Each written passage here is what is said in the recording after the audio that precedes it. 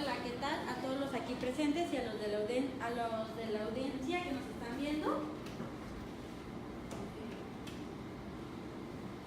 Ahí a los que nos están viendo en redes sociales.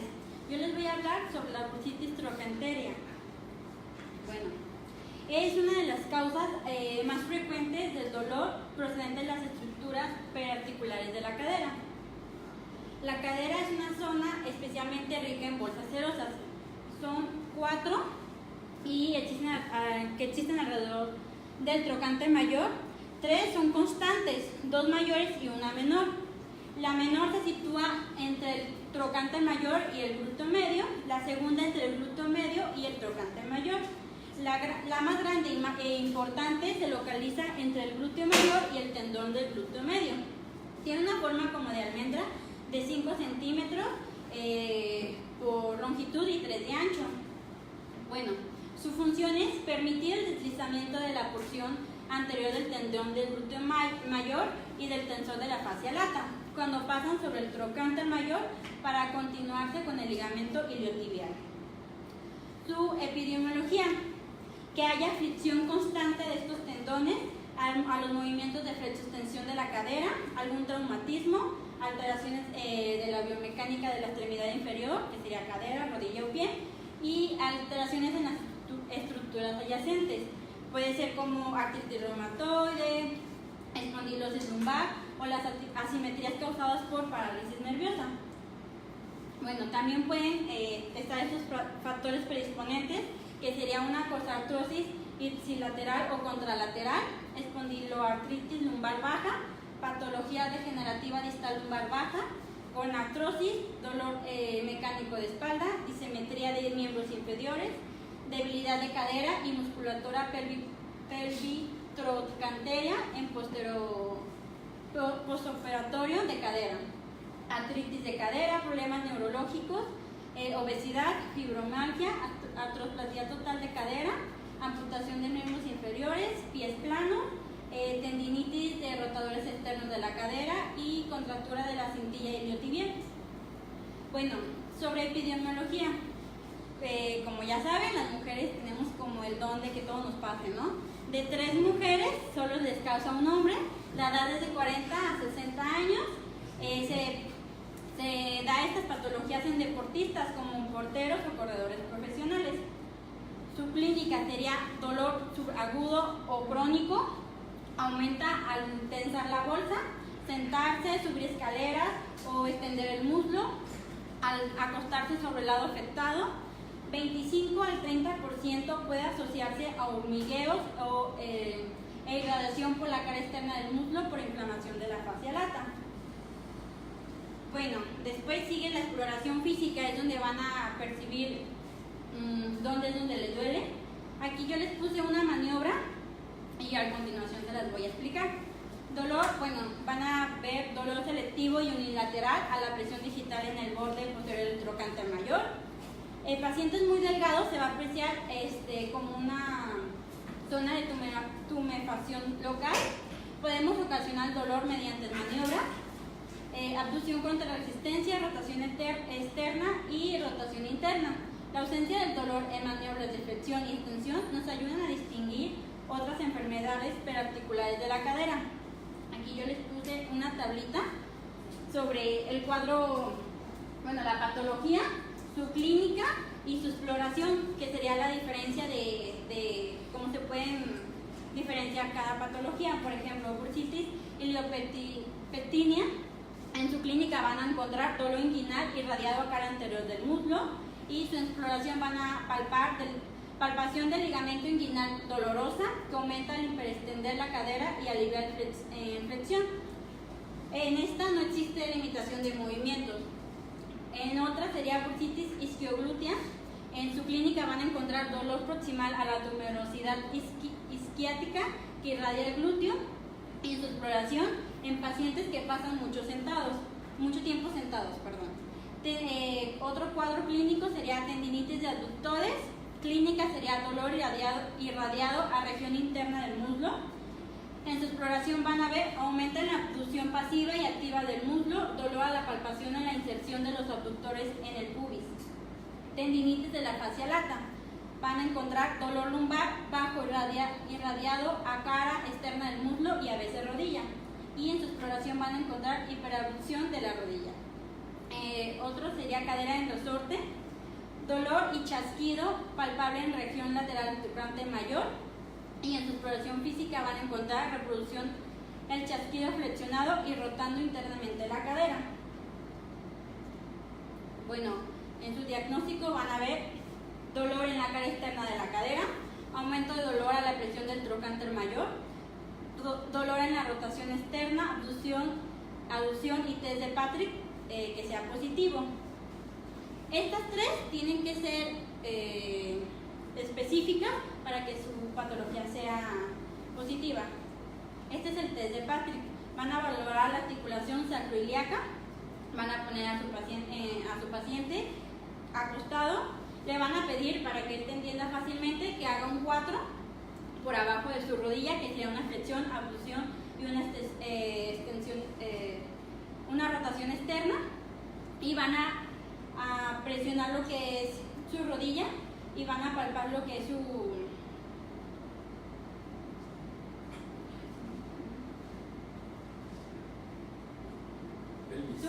pelvis, y van a abrir como un libro, y al momento de que haya dolor es positiva. Después siguen estas dos que no son muy comunes, pero también se les puede dar en su diagnóstico: dolor en abducción extrema y pseudoradiculopatía, que sería un dolor irradiado por la cara lateral del miembro inferior. También se realizan pruebas complementarias, que serían radiografías, gammagrafías o tomografías, pero también es una patología que la pueden diagnosticar clínicamente. Y en tratamiento, en esto yo busqué, le preguntaba a varios de los doctores. Uno de ellos fue el doctor Julio, de las infiltraciones de glucocorticoides. Me comentaba que sí, se puede poner la primera inyección y después inicia con terapia física y rehabilitación, y que ya con eso, si los pacientes llegan a hacer su ejercicio, su rehabilitación correctamente, se pueden componer. Y en dado caso, que de verdad son casos muy extraños, sería una cirugía de plastialis total del tendón. Estos serían los ejercicios que se mandan a hacer en terapia física y rehabilitación, y ya con esto tienen muy buenos resultados. Y sería todo.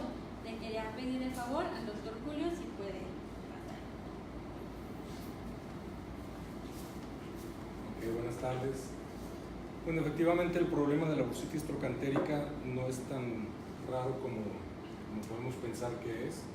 Se llega a ver, y así como la plática pasada dijimos que había que descartar problemas de columna, este es el caso por el territorio de irradiación.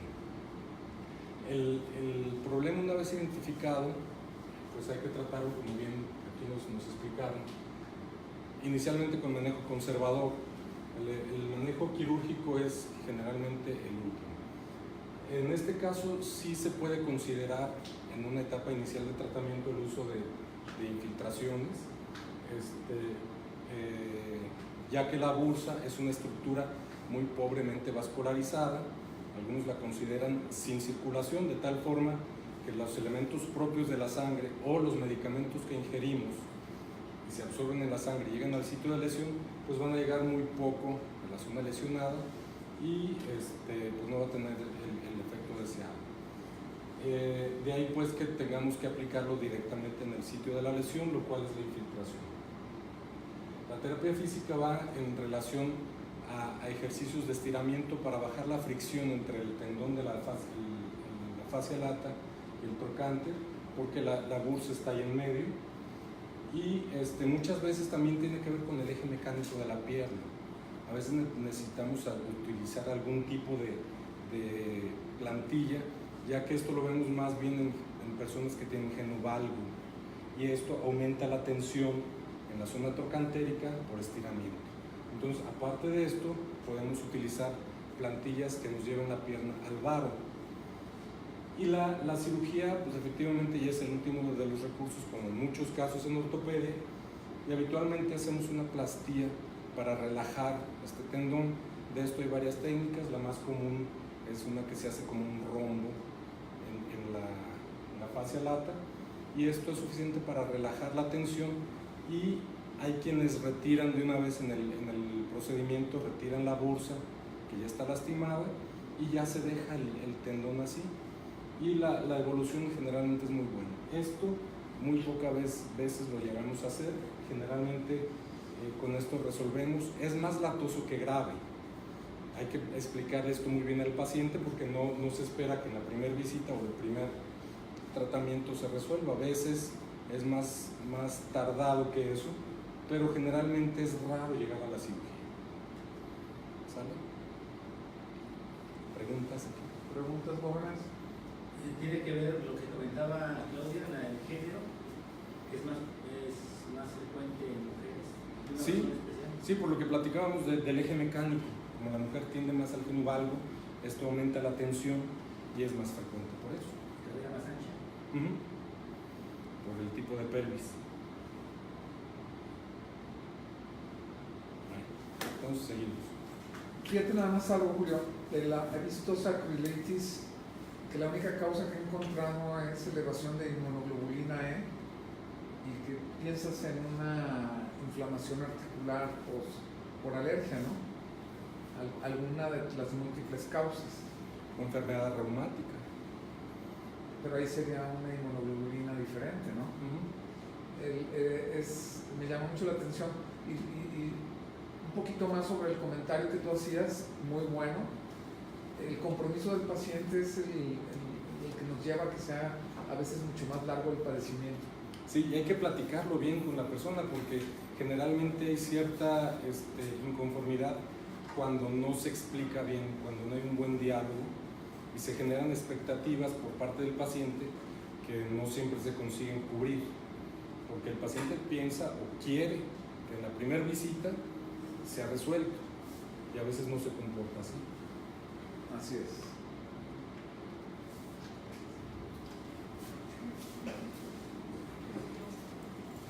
Muy buenas tardes nuevamente. Como lo habíamos comentado la semana pasada, siguiendo con la temática de los problemas de cadera, el día de hoy vamos a hablar sobre el pinzamiento fémuro-acetabular. La que sigue, por favor. Bueno, como una introducción tenemos qué es el pinzamiento fémuro-acetabular. Es una patología dada por crecimiento óseo anormal que ocasiona un choque del fémur con el acetábulo. De estos tenemos que pueden existir tres tipos, que es el tipo pincer, donde el crecimiento óseo anormal está dado a nivel del borde antero superior del acetábulo, un pinzamiento tipo CAM, donde el cuello femoral está más engrosado y se pierde la esfericidad de la cabeza, o un pinzamiento combinado, que es el más común, donde hay una alteración ósea anormal tanto a nivel del acetábulo como del cuello femoral. La que sigue, Claudia, por favor.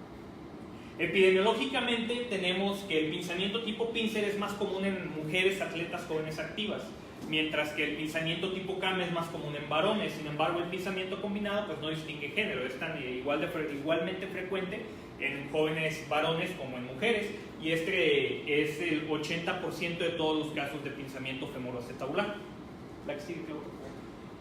Debido al tipo de roce que hay cuando se hace el movimiento y se está pinzando la articulación coxofemoral, podemos tener lesiones asociadas. Estas lesiones van desde la osteoartritis hasta lesiones del labrum acetabular que vimos la semana pasada, hasta lesiones condrales a nivel de lo que es el acetábulo. La que sigue, por favor. Dentro de las causas que tenemos hay diferentes causas que nos pueden fomentar tanto un pinzamiento tipo CAM como un pinzamiento tipo pincer. En las que son el CAM puede ser idiopático del desarrollo, cuando simplemente no tenemos una cabeza esférica, ahora sí que ahí es defecto de fábrica, o pacientes con Coxa-Vara. También puede ser traumático secundario a fracturas del cuello femoral que tienen una consolidación viciosa, una retroversión femoral postraumática, por condiciones ortopédicas infantiles como es la enfermedad de Lectal-Beper-Tess o la epipsiolistesis femoral proximal, que nos van a dejar una anomalía anatómica por un mal desarrollo desde chiquitos, o las iatrogénicas, cuando nosotros hacemos una osteotomía del cuello femoral, que también puede alterarse el eje del cuello femoral y entonces nos va a ocasionar un pinzamiento. Por su lado, en las lesiones de tipo pincer tenemos igualmente, pueden ser idiopáticas del desarrollo, traumáticas o iatrogénicas, donde las del desarrollo puede ser por un acetábulo retroverso, una coxa profunda, un os acetabular, una protrusión acetabular o una displasia acetabular residual crónica. O las traumáticas cuando tenemos una fractura de acetábulo en su consolidación, y las iatrogénicas también cuando a los niños chiquitos les hacemos un tratamiento con osteotomías acetabulares, nos pueden dejar secuelas. La que sigue, por favor.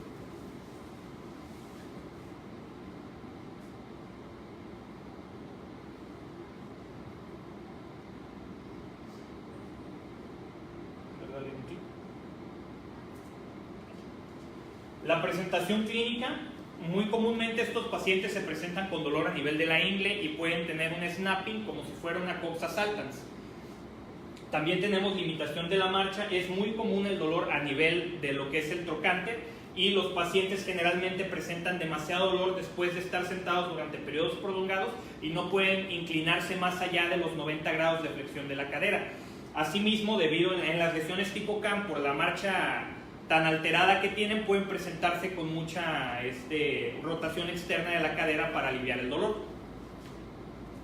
Dentro de las maniobras provocativas que podemos tener, estas ya las vimos la semana pasada, son para descartar lesiones acetabulares, cómo se da el dolor cuando cambiamos de estas posiciones. Sin embargo, por ejemplo, en un pinzamiento tipo camo pincer, para nosotros provocar el pinzamiento, la posición en la que debe de estar el paciente es cuando tenemos una flexión de la cadera a los 90 grados y una rotación externa de la misma con aducción. Esto va a ocasionar que el borde antero superior del cuello acetabular del cuello femoral, choque contra el borde antero superior del acetábulo, ocasionándonos dolor porque ahí es donde se está pinzando. Dentro de los estudios de gabinete que podemos tener en estos pacientes, generalmente con radiografías simples es más que suficiente. ¿Podemos apoyarnos de la resonancia magnética? Claro que sí, para descartar defectos condrales o defectos acetabulares, pero con las radiografías simples nos van a ser de mucha ayuda diagnóstica. Generalmente en radiografías anteroposteriores podemos ver la deformidad en culata, que pueden ver una culata de pistolas ya muy antiguas. Es básicamente, ahí tuve la suerte de encontrarme una imagen que es muy similar, pues no hay mucha duda. Esto es porque en lugar de tener un cuello acetabular normal, tenemos que el offset de la cabeza con el cuello se ve alterado por el bump que está ahí. Tienen como si fuera una jorobita a nivel del cuello acetabular, del cuello femoral, perdón.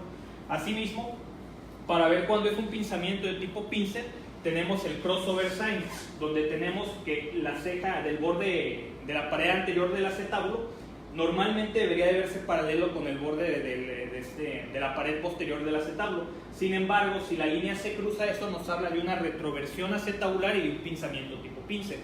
La que sigue, por favor. Asimismo, hay otros signos, por ejemplo, en la radiografía anteroposterior de pelvis, podemos ver el posterior wall sign, donde el centro de la cabeza femoral va a estar lateral hacia la ceja posterior del acetábulo. O en una proyección de entrada de pelvis tenemos la tuberosidad isquiática, que se va a ver muy marcada como un piquito porque está muy retroverso el acetábulo. Dentro de las mediciones que podemos tomar, las mediciones generalmente son con una posición de Lowenstein o posición de rana, donde tenemos el radio de offset anterior, donde vamos nosotros a tomar el diámetro de la cabeza femoral y vamos a trazar una línea sobre el borde más anterior de la cabeza femoral y el borde más anterior del cuello del fémur. Esta línea, la dimensión que está de este punto, la vamos a dividir entre el diámetro del cuello de la cabeza femoral, Cuando tenemos nosotros un radio menor de 0.17, nos habla de un pinzamiento tipo CAM. Asimismo, también nos debemos apoyar del ángulo alfa, que es la misma medición en la misma proyección, donde vamos a trazar una línea por la mitad del cuello femoral, otra línea que va en el borde más anterior de nuestro cuello femoral, y las dos van a converger en el centro de la cabeza femoral. Este ángulo que se forma es el ángulo alfa. En condiciones normales debe de ser menor de 42 grados. Cuando es mayor de 42 grados también nos habla de una deformidad tipo CAM. Lo que mencionábamos hace rato, la resonancia magnética nos sirve como ayuda para valorar lo que son las lesiones condrales y acetabulares. También la tomografía axial computada nos puede servir para ver de forma tridimensional, ahora sí, que las deformidades que tenemos. La que sigue, Claudia, por favor. Y el tratamiento. Como hemos dicho, el tratamiento puede ser conservador o el tratamiento puede ser quirúrgico. Curiosamente, a pesar de que tenemos deformidades tipo CAM y tipo pincer, 68% de pacientes asintomáticos pueden llegar a tener este tipo de lesiones y son eso, pacientes asintomáticos, entonces no siempre da problemas.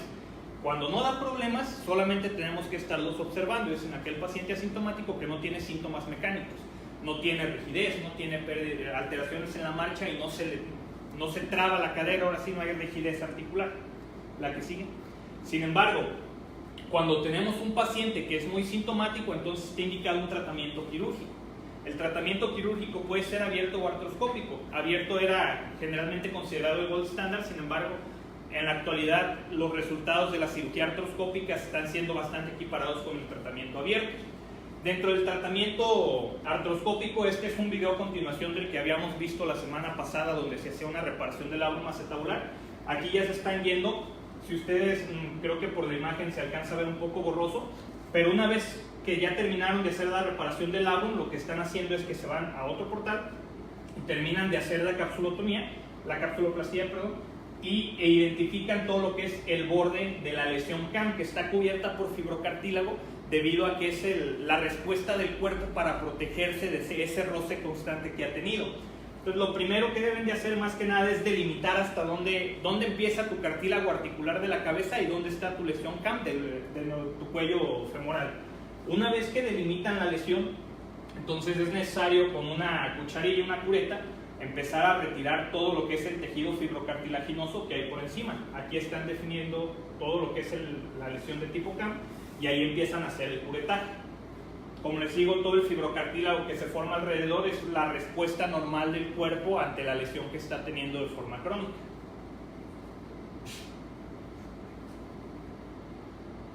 Es muy importante identificar por completo los bordes de tu lesión, más que nada para no dejar ningún tipo de pinzamiento residual y también que no se te vaya a pasar la mano quitando demasiado, haciendo la osteoplastía, porque una de las complicaciones de este tipo de lesiones es que puedas tener fracturas del cuello femoral por hacer una resección inadecuada.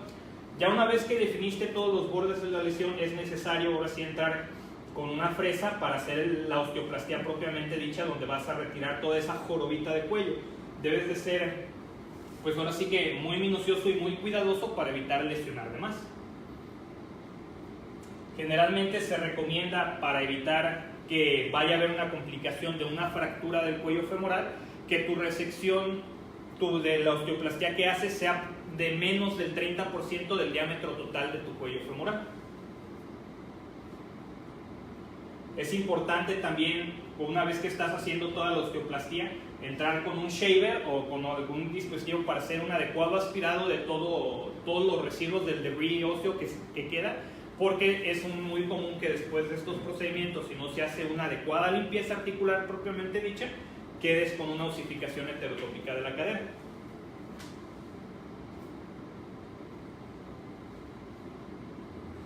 Una vez que terminan, es necesario ahora sí que ver todo alrededor de tu remodelación que hiciste para asegurarte que no queda ningún tipo de jorobita residual, ningún tipo que nos pueda ocasionar un pinzamiento posterior, que es otra de las complicaciones de este tratamiento, que a pesar del tratamiento artroscópico no se hizo una resección adecuada y queden con un pinzamiento residual.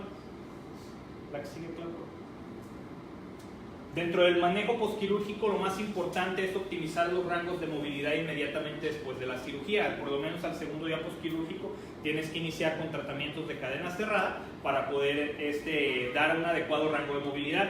Generalmente el paciente se recomienda que puede hacer una descarga tolerancia, pero apoyada con muletas durante las primeras 4 semanas, cuando vas a iniciar ya el tratamiento con terapia física propiamente dicha para iniciar ejercicios de resistencia, y la rehabilitación con tratamiento de resistencia debe de ser por lo menos durante 3 meses.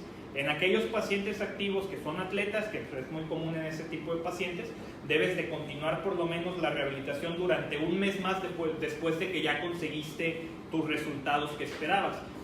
Existen varios reportes a largo plazo con seguimiento 1 o 2 años de seguimiento total de 100 pacientes, y con este tipo de tratamiento artroscópico generalmente los pacientes obtienen resultados de buenos a excelentes en 83% de los casos. No sé si hay alguna pregunta en la audiencia. ¿Puede volver a crecer el ejercicio ahorita? Sí, recuerda que al momento de hacer una osteoplastía, tu hueso tiende a formar nuevo hueso como parte de la remodelación ósea normal. Entonces sí es un riesgo de que tengas una reincidencia de tu lesión CAM. ¿Por qué la mejoría solamente al 83? ¿Qué te falta ahí? De los pacientes que se reportaron en ese estudio, generalmente era por dolor residual y por pérdida de los rangos de movilidad que no estaban alcanzados completamente. La escala que utilizaron era la escala de Harris. Entonces la escala de Harris te mide los dos parámetros, tanto calidad de vida como dolor como movilidad.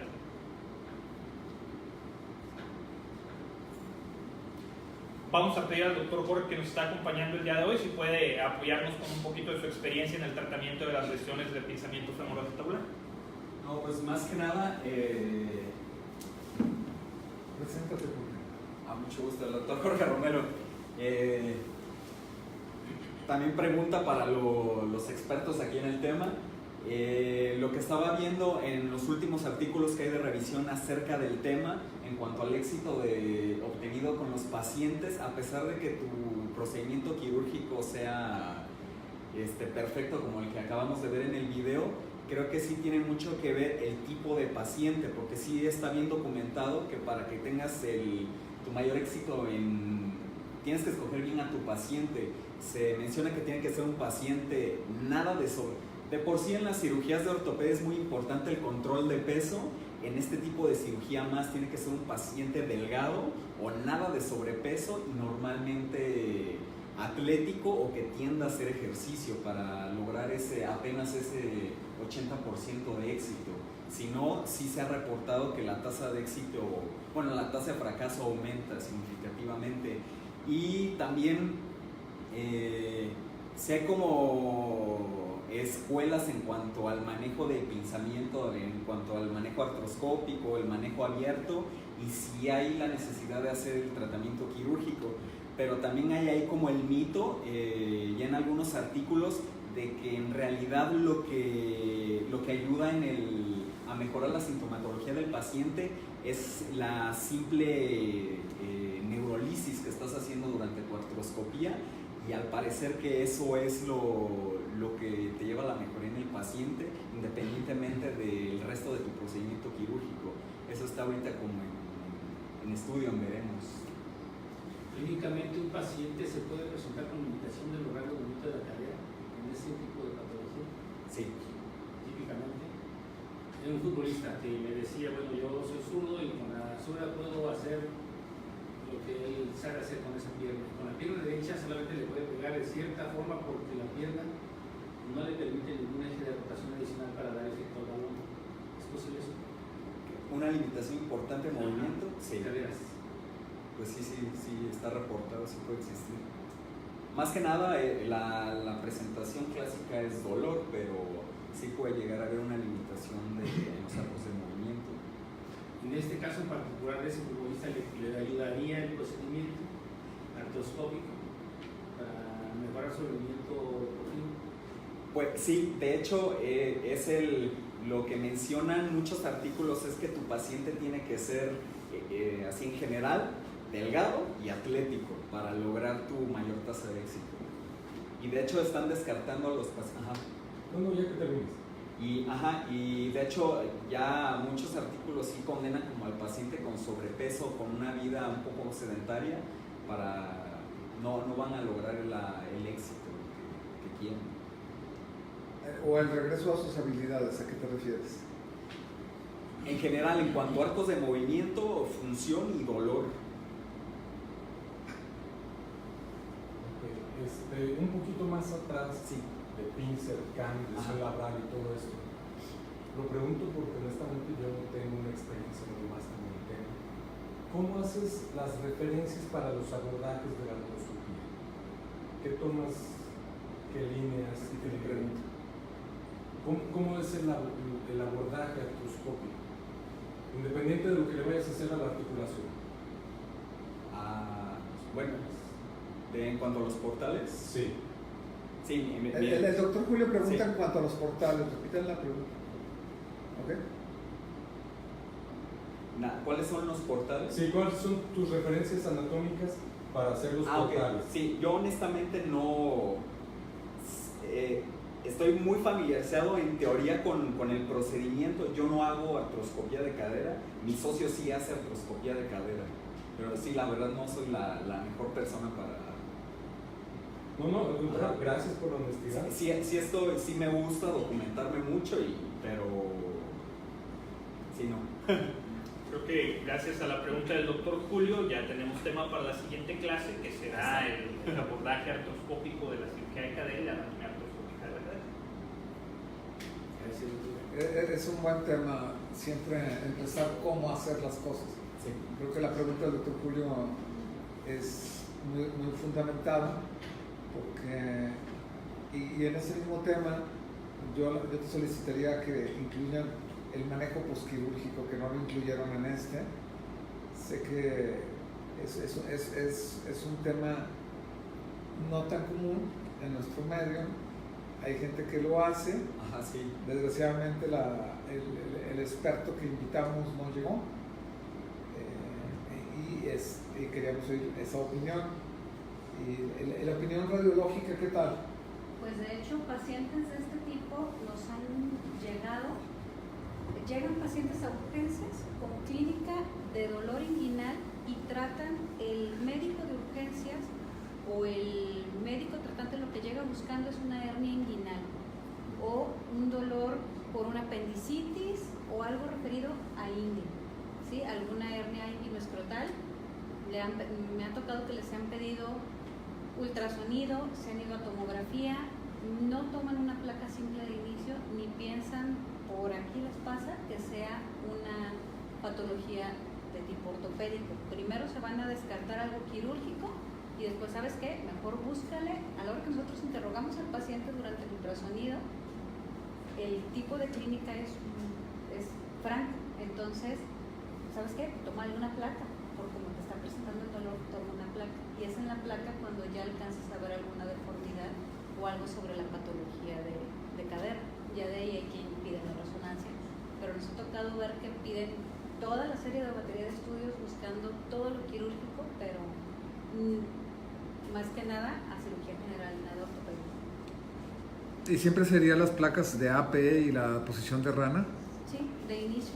Un falso perfil también puede ayudar para ver la cobertura acetabular anterior. Sí, poco tomado, pero creo que es de los estudios más válidos. No sé, ¿algún otro comentario? ¿Hay preguntas? Preguntas de las personas que nos siguen en redes sociales. No tengo. Bueno, entonces agradecemos la participación de los doctores que nos apoyaron el día de hoy. Agradecemos la participación de los médicos internos y nos vemos la siguiente semana.